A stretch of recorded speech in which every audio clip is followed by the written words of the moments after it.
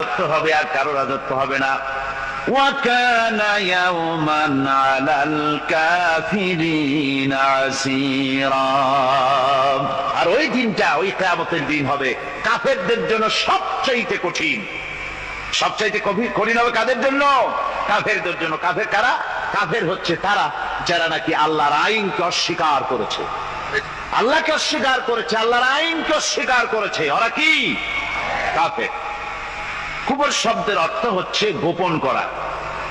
এই জন্য অন্ধকার রাতকে আরবিতে কাফের বলা হয়েছে, অর্থাৎ যা সব জিনিসকে অন্ধকার দিয়ে ঢেকে দেয়।